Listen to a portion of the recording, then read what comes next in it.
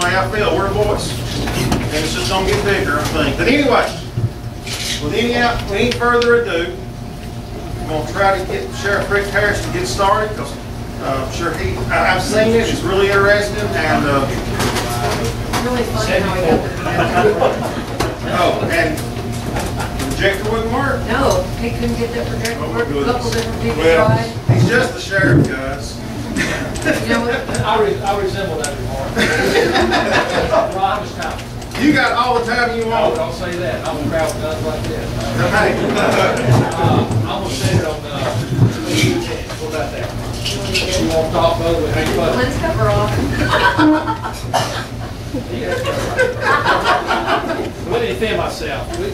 Several of us worked on this. Several IT people worked on this in this room. I won't point out who they are. And the first thing I did, I checked the lens cover. Well, I felt there was no lens cover. There's always some problem. So we struggled for an hour and a half, I guess, on it. A good hour. The last thing we did, I checked and I said, well, what's this plastic thing? It's a lens cover. Reset lens cover that looked like a lens.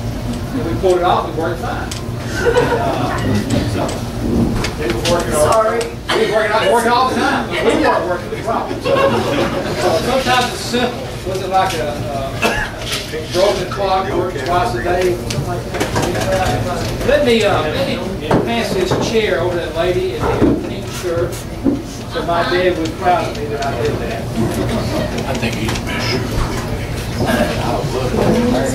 you know, I heard a friend of mine, he was a choir director, and he was asked by a friend of his at the seminary in Texas to go with him to meet a choir. And they took him down to First Baptist Church of Dallas, let him teach the choir. And he said, what do you tell the First Baptist Church of Dallas's choir to do? Well, just carry a good tune and sing loud. That's what I feel tonight, guys. You know, that, I'm here to talk to you about a very important subject, a very difficult field, a very complicated time in our nation's history. And I'm preaching to the choir. Speak up, Sheriff. Can't hear you. Who can't hear me? I can't. Okay. I'm right here. Now, I feel like I'm kind of preaching to the choir, that any one of you could go up here, come up here and do what I'm doing.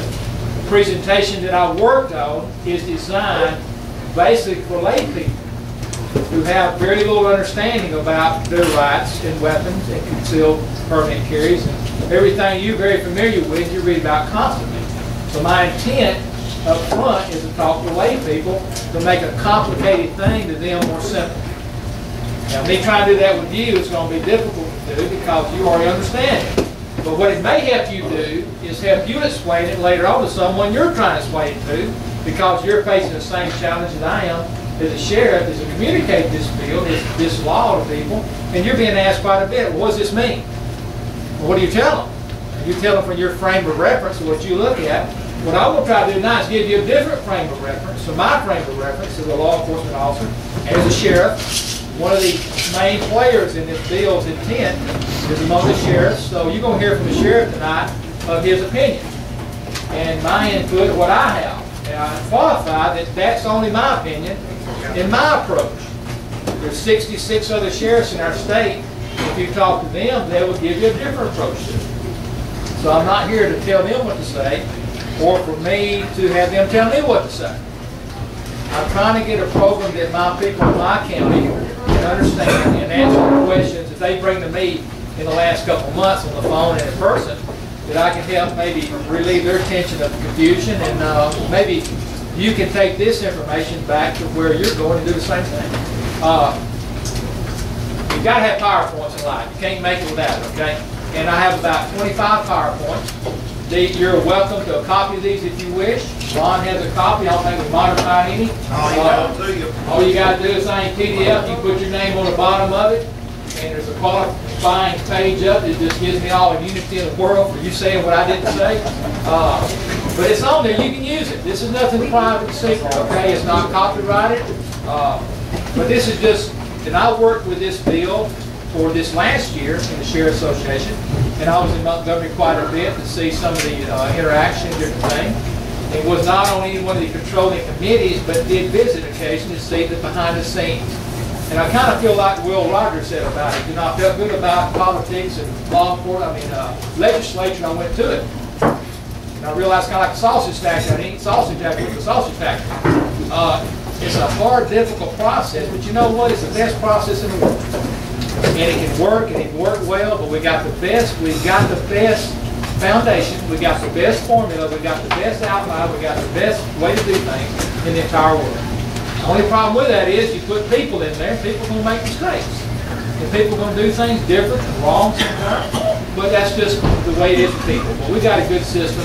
The system has brought this law to us, and if it's a situation where you didn't get what you wanted to start with, well, the good thing about our system is you can try again next year.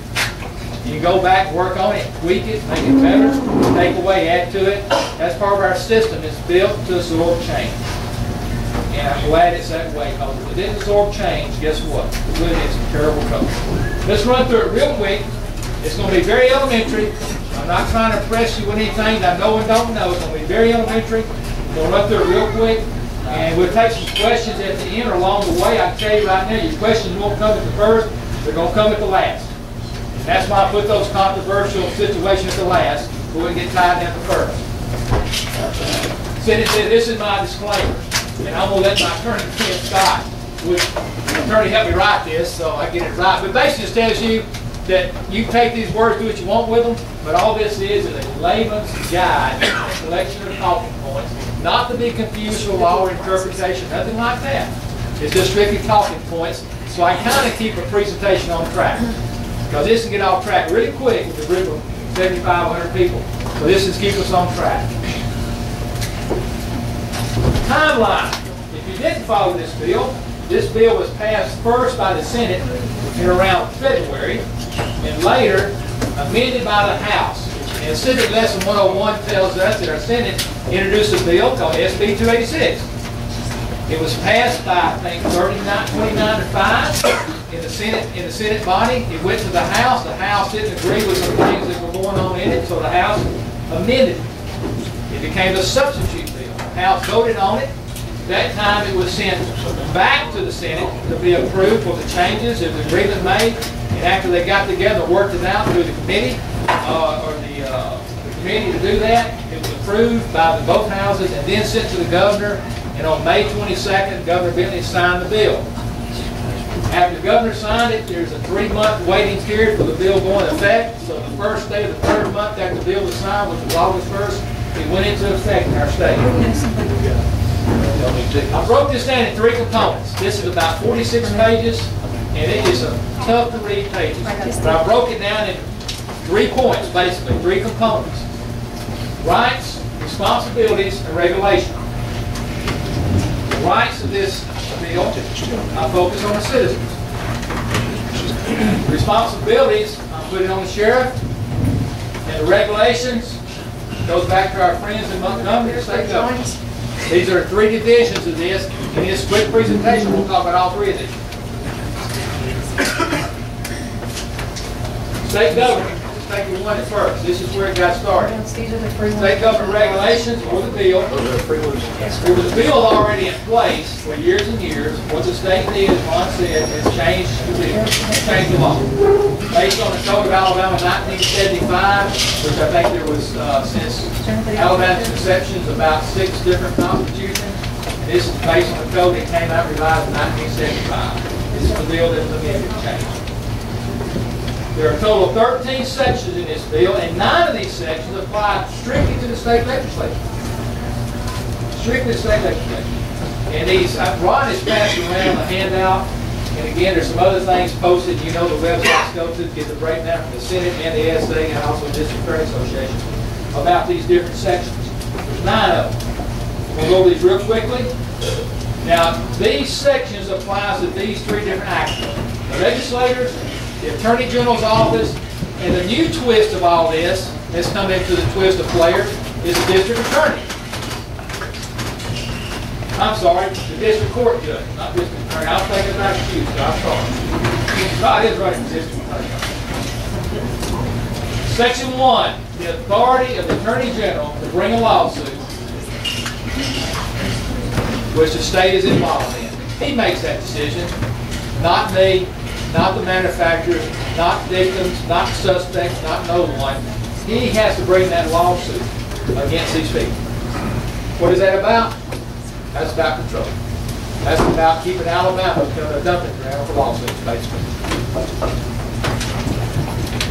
Crime of violence. Two main changes this time about the crime of violence. The crime of violence precluded you from having a firearm, basically, because you have committed a crime of violence, federal and state laws. It added two new ones in here. Drug manufacturing and distribution and sex crimes involving children under 12. These are two new additions this time that weren't there before. Acts of violence are interpreted in a code as several different things. It's robbery to burglary, some theft. It's a lot of different, anything a Class A felony, Class B felony is pretty well a crime of violence. Some exceptions, but that's the overall view of that. But the important thing is two new things come into it, is this. That manufacturing, distribution of drugs. Sex crimes. Reciprocity. Any permit state, this is going to be good for us because now we have said we're going to agree with other states and accept their gun laws and their gun rights and their permit laws. Where before we have not done that, and guess what? It limited you in where you carry your weapon. You had 20-something states you could carry it in. There are contiguous states to us, you could, but you got far west, far east, far northeast, you couldn't. So now this should help us get more acceptance across the board, though we're going to step there. You should see improvement in this. One of the major questions I'm asked in getting permits, where can I carry it? We have a flat list of that. But I pretty well tell people, if you're in doubt, if it touches our state, you're okay. If it touches a state beyond that state, you're pretty well okay, except I think South Carolina. But other than that, deep south, you're covered. Far west, there are different splotches, and same with the northeast. When in doubt, check it out. It's on every website, basically, where you can do this. Section 2 continued. The district court, and here's where it's changed this year. And we'll talk about the shall and the may later, but now the district judge is involved with this. This takes a burden off the sheriff for making the arbitrary decision about who does and who shouldn't have a permit, with allowing a chance to redress the government, which I'm the government, the district court judge is the government, so now you can redress your government for a grievance about why you were told no. But the district court judge is the player who handles that.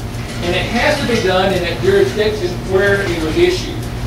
If somebody comes to me like today, I had one come in today and apply for a permit. I refused him a year ago, and all I said, I can't do it. I'm not going to do it. Didn't tell him why I didn't have to.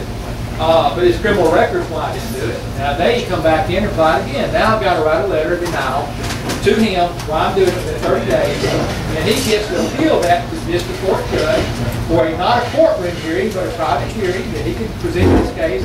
And I've got to be the burden of evidence on this, burden of proof, to say this is why, Judge. The judge can overturn me. If the judge overturns me at that time, I issue a permit. If he upholds what I say, then I issue a permit. But now the citizens got a chance to appeal, basically, at no cost. Where before you could appeal to a civil action, it would be very complicated, but now it's a little process. He has 30 days to make his determination, and the district court's decision is final.